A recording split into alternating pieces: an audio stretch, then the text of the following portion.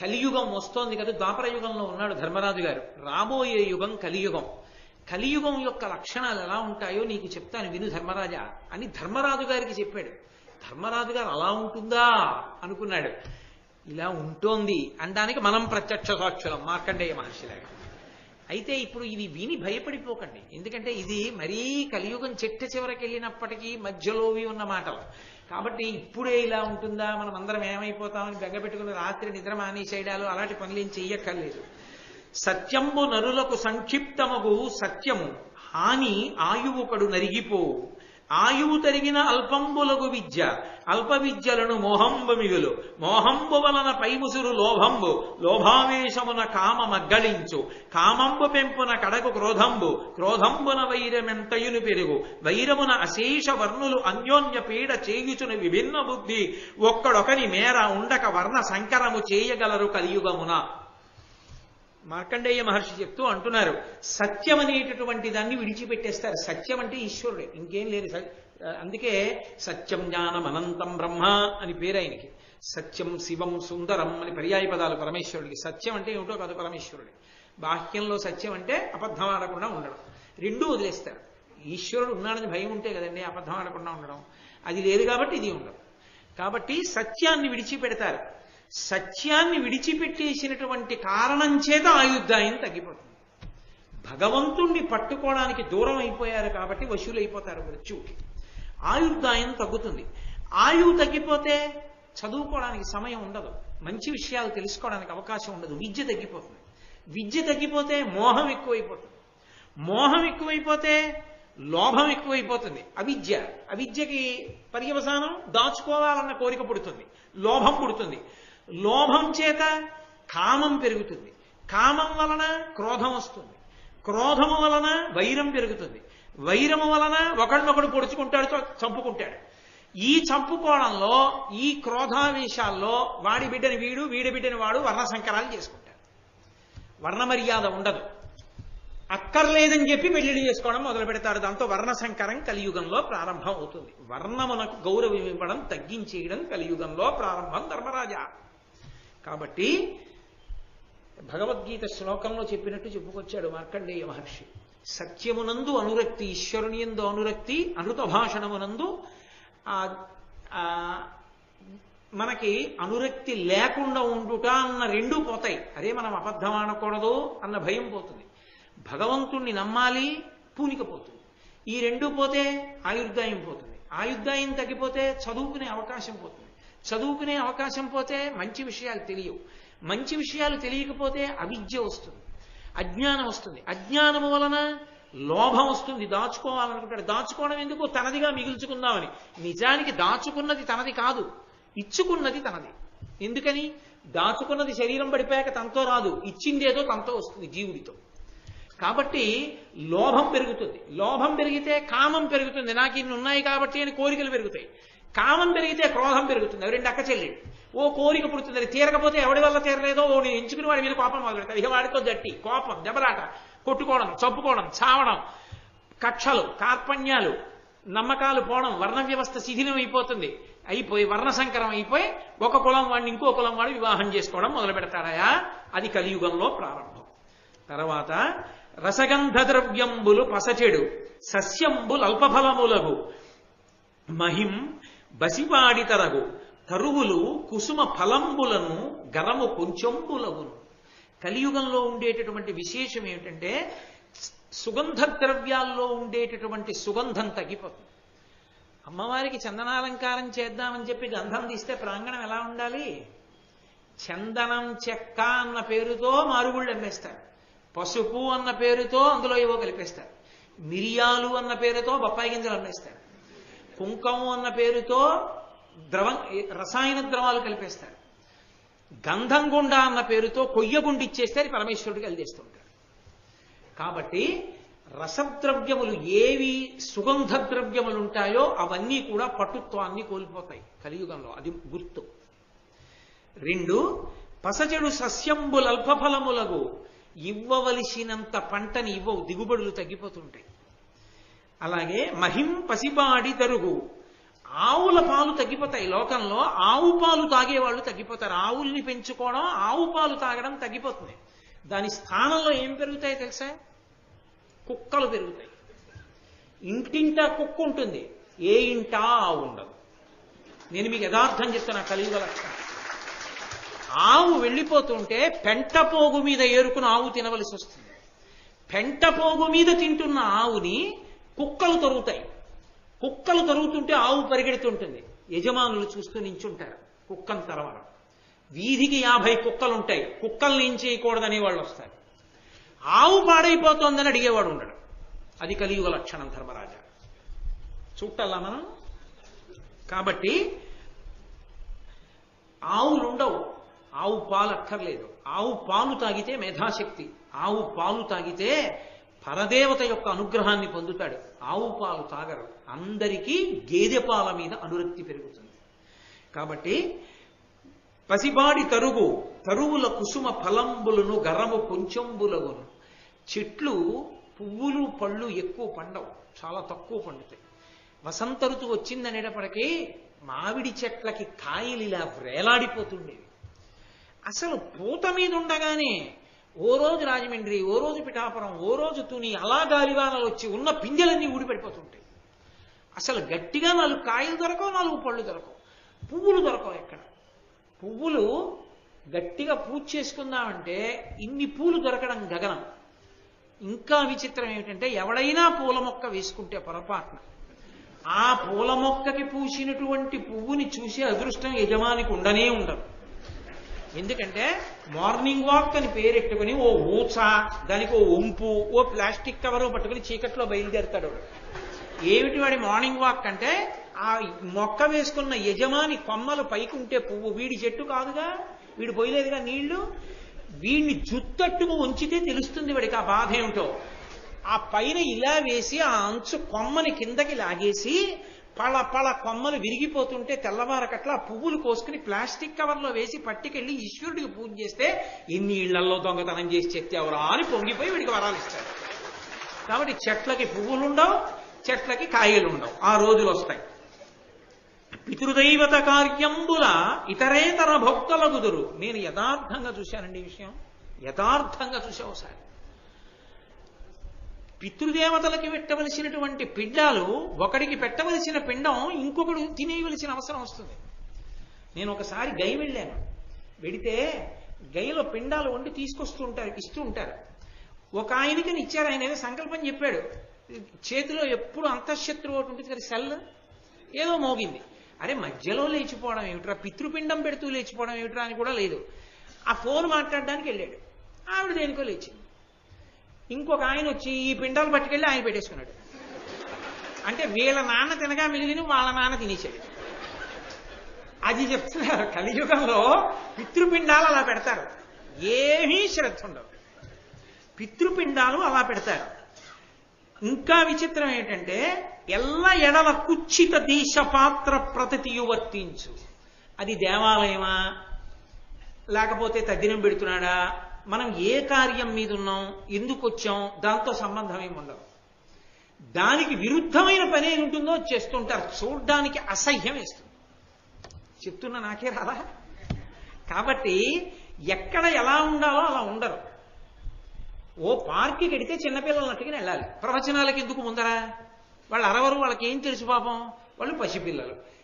ఎవరికి ఉండాలి ఆ బుద్ధి? పెద్దవాళ్ళకు ఉండాలి. అది ఆలోచన లేని వాళ్ళు సభలకు వస్తుంటారు. ఎక్కడ ఎలా ఉండాలో అలా ఉండరు. ప్రవచనం జరిగే చోటికి సెల్ ఫోన్, దాన్ని సైలెంట్లో పెట్టుకోవడం చేత కాదు, ఉండకపోతే అవమానం. ఉండాలి, మోగాలి, 10 మంది చూడాలి, సిగ్గు ఉండదు. కాబట్టి ఎక్కడ ఎలా ఉండాలో అలా ఉండని వాళ్ళందరూ చేరుతుంటారు, దాని గౌరవాలు నిలబెట్టారు. కాబట్టి అలా ఉంటారు. చిట్ట చివరికి ప్రతితీయ వర్తించు దైవ పైతృక విధులన్. అది దేవాలయ ప్రాంగణం. మనం వెళ్ళింది అక్కడికి వెళ్ళినప్పుడు మనం ఇలా వెళ్ళాలనేటటువంటి ఇంగిత జ్ఞానం ఉండదు. గుళ్ళోకి చెప్పులేసి వెళ్ళిపోతారు, గుళ్ళల్లోకి బొట్టు లేకుండా వెళ్ళిపోతారు. అరే మనం ఈ ప్రాంగణానికి వెడుతున్నాం, ఇలా వెళ్ళకూడదన్న నియమాన్ని పాటించేవాడు ఉండడయా? ఒక ఇంటెన్సివ్ కేర్ యూనిట్లోకి ఇప్పుడు రావద్దు ఈ సమయంలో తప్ప అంటే వింటాడు. ఆఫీస్లోకి ఈ టైంలో తప్ప విజిటింగ్ అవర్స్ లేవంటే ఊరుకుంటాడు. ఒక డాక్టర్ గారి అపాయింట్మెంట్ ఇప్పుడు లేదంటే ఊరుకుంటాడు. భగవంతుడి దేవాలయంలోకి మాత్రం వాడి ఇష్టం వచ్చినట్టు లోపలికి ఎడతాడు. నేను ఎన్నో సందర్భాల్లో చూసా, పెంపుడు కుక్కలతో గుళ్ళల్లోకి ఎడుతుంటారు. ఎంత దోషం! కాబట్టి అలా అయిపోతుందా, అది కలియుగ లక్షణం. నేను ఎవరినో విమర్శిస్తున్నానని మీరు అనుకోవద్దు, నేను యుగ లక్షణాన్ని చెప్తున్నాను. బహుశా ఇవాళ నేను ఇది చెప్పాలని ఇలా ఉంది, నాకు అన్ని అలాంటివి కనబడ్డాయి. కాబట్టి అరులు మిగులగొని రాజులు నరులకు ఎంతయును భయమునర్తురు, ధరణీసురులు గడగి వాణిజ్యము గరిశనమును చేయగలరు కలియుగ వేళన్. రాజులు నిర్భయంగా ప్రజల సొత్తుని వాళ్లే దోచేసుకుంటారు. దోచేసుకుని ప్రజలు భయపడేటట్టుగా వాళ్ళు పరిపాలిస్తుంటారు. భయపడే వాళ్ళు ఎవరు ప్రభువులకు అంటే ధర్మమునందున్నటువంటి పిరికి ప్రజలు భయపడతారు. దోచుకునే వాళ్ళు ప్రభువులకి సన్నిహితులు అవుతారు. అయి దోచుకునే వాళ్ళు దోచుకుంటూనే ఉంటారు. ఆఖరికి ధరణీసురులు కడగి వాణిజ్యము గరిసన మన బ్రాహ్మణులు వ్యాపారాలు మొదలు పెడతారు. మొదలుపెట్టి బ్రాహ్మణుడు వర్తకం చేసుకుంటూ ఉంటాడు. బ్రాహ్మణుడు వేదం చదువుకోడు, వదిలిపెట్టేస్తాడు. అనుష్ఠానం చేసుకోడు, మంత్రజపం చేసుకోడు, అన్నీ వదిలిపెట్టి వ్యాపారం చేసుకుంటాడు. అది కలియుగ లక్ష్యం. చేయగలరు కలియుగ వేళన్. అలాగే పాషండ దర్శన బహుళంబులయ్యడు వర్ణాశ్రమంబులు వసుమతీశ తవిలి శరీరంబు దద్దయుబ్రోతురు పుణ్య ఫలంబులు బొంకులనుచు కాలంబుతో కూడా కలుగవు వానలు పొల్లులై బీజములు ఒలిసిపోవు క్రయ విక్రయంబుల కపటంబు తరచకు కడగి ఇల్లడ సొమ్ములడచికొండ్రు సాధుచరితులైన జనులు దుర్గతుల రోగముల తెగులురు అల్పకాలమునన పాపవరులు అగ్గు పరమాయువునను అరోగతయు సిరియు పొందగాంతురెండు. ఎవడ్రా వేదం గురించి చెప్పింది? ఆ వేదం అవన్నీ ఉండవండి. ఓపిక ఉన్న కాడికి చేస్తామన్న వాళ్ళు ఎక్కువైపోతారు. అది విచిత్రం. బతికున్నన్నాళ్ళు వేదధర్మాన్ని నమ్మాలరా అనరు. ఓపికున్నంత వరకు అన్న మాట ఒకటి వస్తుంది కొత్తగా. ఓపికున్నంత వరకే ధర్మాన్ని పాటించు అంటే నీకు ఎప్పుడు దాని మీద విసిగొస్తే అప్పుడు నువ్వు నాకు పసగట్లేదని వదిలేయచ్చు అని చెప్పేవాళ్ళు వస్తారు. అందుకని వర్ణాశ్రమములు నిలబడవు. శరీరము తవిని శరీరంబు తద్దయు ప్రోతురు పుణ్యఫలంబులు బొంకులొనచు. ఎవడు చెప్పాడు ఉపవాసం చేయమని? ఉపవాసము చేయనక్కర్లేదు అని చెప్పేవాళ్ళు ఎక్కువైపోతారు. ఎవడు చెప్పాడు ఆచారం అని చెప్పేవాళ్ళు ఎక్కువైపోతారు. ఎవరు చెప్పారు ఈశ్వరుడికి నైవేద్యం ఈశ్వరుడికి వండి పెట్టాలని? స్వీట్ స్టాల్లో ఓడి కొనేసుకోగా మిగిలిన కాజాలు తెచ్చి నైవేద్యం పెట్టించని చెప్పేవాళ్ళు వస్తారు. కాబట్టి ఇలాంటివన్నీ ప్రబలిపోతాయి లోకంలో. ఎక్కడ ఆచారం అన్న మాట ఉండదు. పుణ్యఫలాన్ని సంపాదించుకోవడానికి శరీరాన్ని కష్టపెట్టారు. ఎవరు ఆచారాన్ని పాటించడానికి కష్టపడరు. ఎవడు పడతాడు ఇవన్నీ అంటారు. వదిలిపెట్టేసి శరీరం సౌఖ్యంగా ఉంటే చాలు, అన్నీ అయిపోవాలి. శరీరం సుఖంగా ఉండాలి, పుణ్యాలన్నీ వచ్చేయాలి. అలాంటి కొత్త కొత్త మార్గాలన్నీ లోకంలోకి రావడం మొదలు పెడతాయి. దానికి తోడు కాలంబుతో కూడా కలుగవు వానలు. పడవలసినప్పుడు వాన పడదు, పడకూడనప్పుడు వాన ఆగదు. అలాగే పుల్లులై బీజములు ఒలిసిపోవు. వ్యవసాయదారుడు విత్తనాలు అనుకుని వేస్తాడు, ఒక్క విత్తనం మొలకెత్తదు, అవన్నీ పుల్లు విత్తనాలే. అలాంటివి బయలుదేరుతాయి లోకంలో. క్రయ విక్రయంబుల కపటంబు తరచగు. అమ్మకంలో కొనుగోల్లో రెండిటిలోనూ మోసానికే ప్రాధాన్యం ఉంటుంది తప్ప త్రికరణ శుద్ధిగా వ్యాపారం చేస్తే నువ్వేం పైకొస్తావనేటటువంటి వ్యాపారాలే తయారవుతాయి. వ్యాపారం అంటే గడుసుతనమే. వ్యాపారం అంటే వ్యాపారంగా ఉండదు ఇహ కలియుగంలో. గడుసుతనం ఉన్నవాడే వ్యాపారం. మోసం చేస్తేనే వ్యాపారం చేయగలుగుతాడు. కడగి ఇల్లడ సొమ్ము లడచికొండ్రు. దోచుకుంటారు ఒకళ్ళొకడు. ఎవడికి ఎక్కువ మోసం చేయగలిగితే వాడు ఎక్కువ సంపాదించుకుంటాడు. సాధుచరితులైన జనులు దుర్గతుల రోగముల తెగుదురు. ధర్మాన్ని నమ్ముకున్నటువంటి వాడు దీర్ఘాయుష్మంతుడు కాడు. తక్కువ ఆయుర్దాయంలోనే రోగంతో శరీరం వదిలిపెట్టేస్తాడు. అన్నీ ఇప్పుడే అన్వయం కావని చెప్పాను మీకు నేను. ఇవన్నీ కొన్ని కలియుగాంతమనందు వచ్చేవి. అందుకని కంగారు పడిపోయి అయ్యి బాబాయ్ వద్దు, మనకి పుణ్యం వద్దు, ధర్మం వద్దని నిర్ణయాలకు రాకండి. అల్పకాలమునన పాపపరులు అగ్గు పరమాయువును అరోగతయు సిరియు పొందగాంతురెండు. ధర్మాన్ని విడిచిపెట్టేసి పాపకార్యాలు చేసేవాళ్ళు దీర్ఘాయుష్మంతులై భోగభాగ్యాలతో సంతోషంగా ఉంటారు. అది కలియుగ లక్షణం. ఇప్పుడు కాదు, తర్వాత ఎప్పుడు. వనితా దుర్బల దీన బంధుజన సర్వస్వాపహారులు సుహృజ్జన మాతా పితృపుత్రు హంతలు ఎదురుచ్ఛాకర్మశీలుర్ ధరం జనసంపూజితులై చరింతురు వినష్ట శ్రీకులై విప్రులా జనులంచేరి పరిగ్రహించదరవజ్ఞాపూర్వ దుర్విత్తముల్.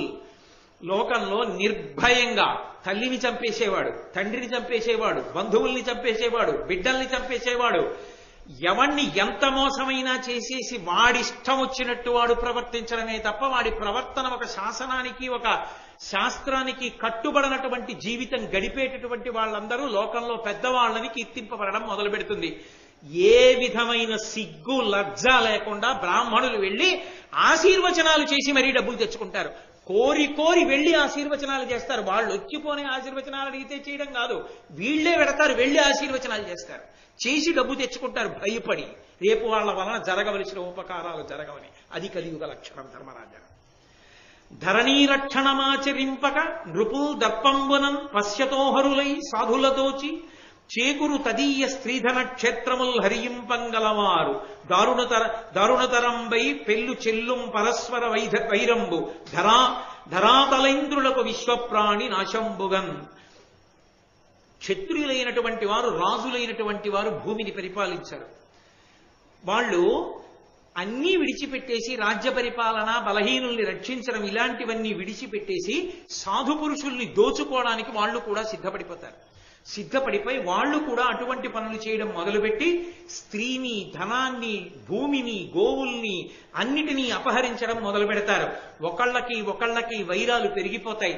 దానివల్ల విశ్వ ప్రాణి నాశనం జరుగుతుంది. ఎక్కడ చూసినా అభద్రతాభావమే. ఈ స్థలం నాది అని నమ్మకమే ఉండదు. ఎవడెవడికి రిజిస్టర్ చేసేస్తాడో తెలియదు. ఈ ఇల్లు నాది అని నమ్మకం ఉండదు. అద్దెకిస్తే పుచ్చుకున్నవాడు ఖాళీ చేస్తాడని నమ్మకం ఉండదు. కాబట్టి ఎవడు ఏది పొంది ఉన్నాడో తెలియదు. ఎవడు బాగా మోసం చేసి ధైర్యంగా నిలబడి కాపక్షానికి నిలబడగలడో వాడే యజమానవుతాడు. కలియుగంలో ఆ లక్షణాలు ప్రవర్తిస్తాయి. సుతుడు అవమానించు జనకుని, పతి అవమానించు భార్య, పడతులు పతులన్ మతి ఒండరువులు మెచ్చక సతతము జరిగింతురిష్ట సంచారములన్. కొడుకు తండ్రిని అవమానిస్తాడు. నాన్నగారికి ఏదైనా తెలియకపోతే, నాన్నగారండి ఆ విషయం నాకు తెలుసు నాన్నగారండి, నేను చేస్తాను, మీరేమీ కంగారు పడుకోండి, కష్టపడి పెంచారు కదా, నన్ను ప్రయోజకుణ్ణి చేశారు కదా, నేను చూస్తాను నాన్నగారండి అని ధైర్యం చెప్పడం. మీకేం తెలుసు, మీరు నోరు ముసుగు కూర్చోండి, కృష్ణారామ అనుకోకూడదేంటి, అన్నిటికీ తగుదునమ్మని ఇంకా సలహా చెప్తారు, మీ రోజులు అనుకుంటున్నారా అంటాడు. తండ్రిని కొడుకు అవమానిస్తాడు. పతినవమానించు భార్య నోరు విప్పితే భర్త పనికి మాలిన వాడని మాట్లాడుతుంటుంది తప్ప అసలు అలా అనకూడదు అన్న ఇంగిత జ్ఞానం భార్యకు ఉండదు. పడతులు పతులన్మతి ఒండరువుల మెచ్చక, స్త్రీ పురుషులు భార్యాభర్తలు మనసులో తన భార్య మీద విపరీతమైన ప్రేమతో తానుండడం, భార్య భర్త మీద ప్రేమతో ఉండడం ఉండదు. ఆవిడిష్టం ఆవిడిది, ఈయనిష్టం ఈయంది, అది ఎంతవరకునైనా కింద ప్రవర్తిస్తూ ఉంటారు. సతతము చెరియింతురిష్ట సంచారములను, ఎవరి ఇష్టాన్ని బట్టి వాళ్ళు సంచరిస్తారు. ఆవిడికి కావలసినట్టు ఆవిడుంది, నాకు కావలసినట్టు నేనున్నాను, అంతే రాజీ. తప్ప అలా ఉండకూడదని ఆవిడండు, మీరు ఇలా ఉన్నారే అని ఆవిడందు. కాబట్టి ఇద్దరు మాత్రం భార్యాభర్తలుగా లోకంలో ఉంటారు. వాళ్ళని ఆదర్శంగా మిగిలిన వాళ్ళు తీసుకుంటే కొంపలు పడిపోతాయి. కాబట్టి కలియుగం అలా ఉంటుంది. ఉరవగు నారిక పంటలు గొరియల పాడియును తరచుగును, తెరవలు చుట్టములయ్యెదరు ఎరచియు భుజింతు రద్ది ఎల్లజనంబుల్. ప్రతి వాడు కోరుకునేది ఏమిటి అంటే, మాంసాహారం ఎన్ని రకాలుగా ఉంటుందో ప్రతివాడికి తెలుస్తుంది. ఒకవేళ కోరి మాంసాహారమే తింటారు. ఒకవేళ మాంసాహారం తినకపోతే శాకాహారాన్ని మాంసాహారపు పేర్లతో పిలుచుకుని మాంసాహారంలా వండుకుని తింటారు. ఇంకెందుకు రావట్లా పేర్లు తెలియవు మీకు, నేను అవన్నీ ఎందుకు సభలో చెప్పాలి? కాబట్టి అంత అనురక్తి కలుగుతుంది. చివరికి ఎంత హీనమైన స్థితికి పెడతారంటే, ఒకసారి ఆడపిల్ల మెళ్ళో మంగళసూత్రం కట్టిన తర్వాత ఇంటి యజమాని మామగారు ఏది ఏమైపోని ఆ ఆడపిల్ల మీద ఈగ వాలడానికి వీల్లేదు. మామగారు బ్రతికున్నంత కాలం కోడలకి శ్రీరామ రక్ష కింద ఉండాలి. పుట్టింట్లో పొందలేని భాగ్యాలన్నీ అత్తవారింట్లో పొందాలి ఆడపిల్ల. అంత సంతోషించాలి. దానికి మామగారు తాను ఆ కావలసినటువంటి ఆ స్వేచ్ఛ, స్వాతంత్రాన్ని మామగారు తీసుకోవాలి. భర్త భార్య అంత అన్యోన్యంగా ఉండాలి. ఒకరి మనసులు ఒకరివై ఉండాలి. కానీ కలియుగంలో ఏమవుతుందంటే ధర్మరాజా, భార్య చెప్పడానికి నాకే కించిత్ సిగ్గుగా ఉంది, ఒక ప్రత్యేకమైనటువంటి భోగం కొరకు మాత్రమే ఆమె ఉపకరణం. ఆమెకి ఒక ప్రత్యేకమైన భోగము కొరకు ఆయన ఉపకరణం. ఇక మిగిలిన విషయాల్లో వాళ్ళ మనసులో కలవు. ఆయన ఇష్టం అయింది, ఈవిడిష్టం అయింది. కాబట్టి వాళ్ళిద్దరూ ఒక ప్రత్యేక భోగాన్ని పొందుతారు. దాని ఫలితంగా కొంతమంది పిల్లలు ఉంటారు తప్ప వాళ్ళు ఒకరి మనసులు ఒకరైన వారు కారు. భోగం కోసం కలిసి ఉంటారు. ఒక్కొక్కసారి అది కూడా గాడి తప్పుతారు. మంచి పంటలన్నీ అందరూ వదిలేస్తారు. వదిలేసి చిత్ర విచిత్రంగా లాభాలు ఎక్కువ వస్తాయని పంట పండించి పంట లోకానికి తిండి గింజలు అందించవలసిన చోట తిండి గింజలు అందించడం మానేసి లాభాలు వస్తాయని కొత్త కొత్త చెరువులు కొత్త కొత్త వ్యాపారాలు మొదలు పెడతారు. పంట పండించడాన్ని ఇష్టపడరు. కొత్త రకాల పంటలు మొదలు పెడతారు. ఆ పంటలు వేయడం మొదలు పెడతారు. కాబట్టి అలాగే గొర్రెల పాడుయును తరచగొను. ఆవుల పాలు ఎవ్వరికీ ఎక్కర్లేదు. గొర్రె పాలు శ్రేష్టమని గొర్రె పాలు తాగే రోజులు వస్తాయి. ఎక్కడ చూసినా గొర్రెల పాలు అమ్ముతారు రాబోయే రోజుల్లో. కాబట్టి అలా ఉంటుంది. తాకట్టు ఏదైనా ఎవరైనా పెట్టారా ఇక ఆ తాకట్టు మళ్ళీ తిరిగి ఇచ్చేవాళ్ళు ఉండరు. తాకట్టు పెట్టిన వస్తువుని తనదిగా లాగేస్తాడు అవతలవాడు. కాబట్టి ఇలా ఉంటాయా 16 వర్షముల్ పరమాయువయ్యడు ధరణీశ కలియుగాంతమున వినవే. కలియుగాంతం దగ్గరికి వచ్చేసిందని గుర్తేమిటంటే పురుషుడి యొక్క గొప్ప ఆయుర్దాయం. చాలా కాలం బతికాడండి అని పేపర్లో ఫోటో వేయాలంటే 16 ఏళ్లు బతుకుతాడు. కాబట్టి 7-8 ఏండ్ల ప్రాయంబున ప్రజలుద్భవింతురు భావినులకు. మహా అయితే 7 తప్పితే 8 ఏళ్లకి పిల్లలు పుట్టడం మొదలవుతుంది ఆడపిల్లలకి. ద్రవ్య విహీనులై దాత యొక్కడు లేక అన్యోన్య తస్కరులు అగుదురెండు. దానం చేసేవాడన్నవాడు లేక దొంగతనం ఒక్కటే ఉంటుంది లోకంలో. ఎరిగెడు వారును ఎంతయు క్రూరులై చెనసి పాపంబు చేసెదరుసువే. తెలుసున్నవాడు తెలియనివాడు ఎవడైనా సరే క్రూరత్వంతో పాపమే చేస్తూ ఉంటారు. అన్న విక్రయంబులు అఖిల జనులు అందరూ అన్నాన్ని నమ్ముకుని బతకడం మొదలు పెడతారు. ప్రతి చోట ఎక్కడికి వెళ్ళండి అన్నాన్ని అమ్మడం ప్రారంభమవుతుంది. అతిథిని పిలిచి అన్నం పెట్టే వాళ్ళు ఉండరు. ఆఖరికి పసిపిల్ల తినే అన్నానికి కూడా వెలకట్టి అమ్ముతారు. బేబీ మీల్ అని వింటారా? అలా ఏమీ తెలియనట్టు నేనే చెప్తున్నట్టు చూస్తారే. కాబట్టి అన్న విక్రయమునంతు రఖిల జనులు వేద విక్రయులగుదురు విప్రవరులు. వేదాన్ని అమ్మేస్తారు బ్రాహ్మలు. పణ్యయోనులయగుదురు పద్మముఖులు. బాగా అందంగా ఉన్న ఆడది అంటే ఎంత ఎక్కువ డబ్బిస్తే అంత తక్కువ బట్ట ఒంటి మీద ఇంచుకొని మానాన్ని అమ్ముకుంటుంది. అంతకన్నా ఇక చెప్పడం నాకు సాధ్యం కాదు. అంత మర్యాదతో మాట్లాడాలో వేదిక మీద కూర్చున్నప్పుడు. కాబట్టి చాలు. కష్టతరమైన ఎక్కలి కాలవేళ. కలికాలంలో అంత కష్టతరంగా ఉంటాయి జీవితాలు. నిస్సిగ్గుగా ప్రవర్తిస్తూ ఉంటారు జనులు. శృతి ధర్మంబు ఈ పద్యానికి నేను వ్యాఖ్యానం చెయ్యను అసలు. మీరు ఆ పద్యం చదువుతుంటే మీరు పట్టేసుకోగలుగుతారు. శృతి ధర్మంబులు శూద్రులు ప్రతిభం చెప్పంగా వినుచు బ్రాహ్మణ జాతులు ధృడిసెరి తత్సేవకులై యతినింద కర్మకారులయ్యదరధిప. నేను ఇంకెందుకు చెప్పాలి, మీకు అర్థమైపోయి ఉంటుంది. కాబట్టి వ్యాఖ్యానమే చెయ్యక్కర్లేదు. మీరు రోజు వింటున్నవి చూస్తున్నవేగా. శృతి ధర్మంబులు శూద్రులు ప్రతిభం చెప్పంగా వినుచు బ్రాహ్మణ జాతులు ధృతి చెడి తత్సేవకులై యతి నిందిత కర్మకారులయ్యదరధిప. గురుకొనియాడడు శిష్యుడు గురుడును శిష్యునిడ వంచకుండగు. మది ఒండరులు ఒల్లరు బంధువులు పారిబొరి గరవులకు ప్రజకు పొడమును భయములు. గురువు గారిని శిష్యుడు పొగడ్డు, శిష్యుణ్ణి గురువు ప్రేమగా చూడడం. ఒకళ్ళ మీద ఒకళ్ళకి మనసులో ప్రేమ ఉండదు. బంధువులంటే ఎవ్వరికీ ఇష్టం ఉండదు. ఎక్కడ చూసినా ఎవరు చూసినా భయంతో ఉంటారు, అభద్రతాభావంతో ఉంటారు. ఉన్నది ఉంటుందా, లాగేసుకుంటారా, ఈ భయంతోనే ఉంటారు. నాకున్నది ఉంటుంది అన్న ధైర్యంతో ఎవరు ఉండరు కలియుగంలో. ఇప్పుడే వచ్చిందని నేను చెప్పట్లేదు. రాబో కాలంలో అంటే కొంత ఊరట కదూ.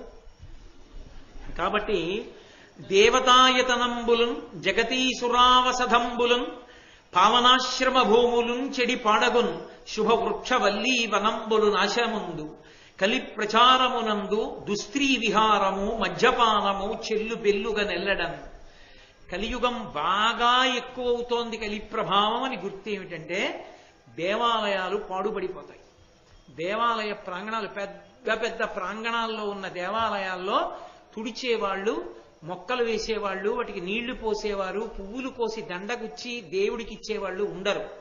పెద్ద పెద్ద ముళ్ళ కంపలతోటి డొంకలతోటి దేవాలయ ప్రాంగణాలు పెరిగిపోతే ఆ దేవాలయ అర్చకులు ఆ డొంకల్లోనే ఇల్లు కట్టుకుని గుడిని నమ్ముకున్నందుకు వాసం చేస్తూ ఉంటారు. ఆయన్ని పట్టించుకునేవాడు ఉండడు, గుడిని పట్టించుకునేవాడు ఉండడు. ఆఖరికి గుడిలో ధూపదీప నైవేద్యాలకి అర్చకుడు 10 మందిని ఆశ్రయించవలసి వస్తుంది. అయ్యా మీరేమైనా ఇస్తే దీపం పెడతానండి గుళ్ళో అని అడిగే రోజులు వస్తాయి. జగతీసురావసధంబులం, వేదం చదువుకున్నటువంటి బ్రాహ్మణులకు ఇచ్చినటువంటి అగ్రహారాలు కొల్లగొట్టబడతాయి, బలవంతంగా లాక్కోబడతాయి. పావనాశ్రమ భూములను చెడి పాడగున్, ఆశ్రమ ప్రాంగణాలన్నీ కూడా చెడిపోయి పాడైపోతాయి. ఇవాళ లేవు. ఎన్ని చోట్ల ఎన్ని ఆశ్రమ ప్రాంగణాలు ఎంత అసహ్యకరంగా తయారైపోయాయో. శుభవృక్షవల్లీ వనంబులు నాశముందు, శుభప్రదమైనటువంటి ఫలితాలిచ్చేటటువంటి చెట్లని తీగల్ని నిర్దాక్షిణ్యంగా నరికేస్తారు. ఆ చెట్లు ఉండవు. కలి ప్రచారమునందు దుస్త్రీ విహారము మద్యపానము చెల్లు బెల్లుగా నెల్లడం. ఎక్కడ చూసినా లోకంలో ఇద్దరి గురించే చెప్పబడుతుంటుంది.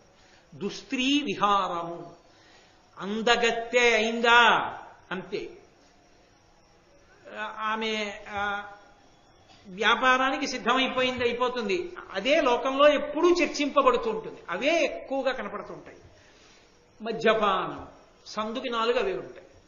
కాబట్టి మద్యపానం, చెల్లు బెల్లుగా నెల్లడం, కలి ప్రభావం ఎక్కువైపోతోందని గుర్తు ఏమిటి అంటే అలాంటి లక్షణాలన్నీ వస్తాయి. ధర్మరాజా, ధర్మం గురించి అడిగేవాడు, ధర్మ ప్రచారం చేసేవాడు, ధర్మాన్ని స్థాపిద్దామనేవాడు ఉండడు. లోకం అలా తయారైపోతుంది క్రమంగా. ఆ సమయంలో ఇక బాగా కలియుగం ప్రబలిపోయి పూర్తిగా అధర్మం వైపుకి వెళ్ళిపోయిన తర్వాత శంబళ అనేటటువంటి గ్రామంలో అప్పుడు విప్రుని యొక్క కులంలో విష్ణుయశుడు అన్న పేరుతో శ్రీ మహావిష్ణువు ఆవిర్భవిస్తారు. అది కల్కావతారం. కల్కావతారం రాలేదు, కల్కావతారం వస్తుంది. ఆ అవతారం ఎప్పుడు వస్తుంది అంటే పురుషుడి ఆయుర్దాయం 16 ఏళ్లే అయిపోతుంది. ఏ పురుషుడు 16 ఏళ్లకి మించి బతకడం. అది కలియుగాంతకు లక్షణాలు. అందుకని ఇప్పుడు బెంగ పెట్టుకోవలసింది ఏం లేదు. ఇప్పటికీ వేదాన్ని నమ్ముకున్న వాళ్ళు ఉన్నారు, దేవాలయాలున్నాయి, ప్రవచనాలున్నాయి, ఉత్సవాలున్నాయి, పూజలున్నాయి, చక్కగా సేవలు జరుగుతున్నాయి. ఎన్నో దేవాలయాలు అద్భుతంగా ఉన్నాయి. వెంకటాచలం లేదా, శ్రీశైలం లేదా, ఎన్ని దేవాలయాలు అద్భుతంగా నిర్వహింపబట్టలేదు. కాబట్టి ఇప్పుడు అన్నీ ఉన్నాయని బెంగ పెట్టుకోవలసిన అవసరం లేదు. కానీ ఒక పురాణం చెప్పేటప్పుడు అందులో ఉన్న విషయాలు చెప్పడం నా కర్తవ్యం, అందుకు చెప్పాను. కాబట్టి మీరు బెంగ పెట్టుకోక్కర్లేదు. ఇప్పుడే అన్నీ ఏవో వచ్చేసాయి అనుకోక్కర్లేదు. కొన్ని వచ్చాయన్నది రాదు, నేను దాచకూడదు.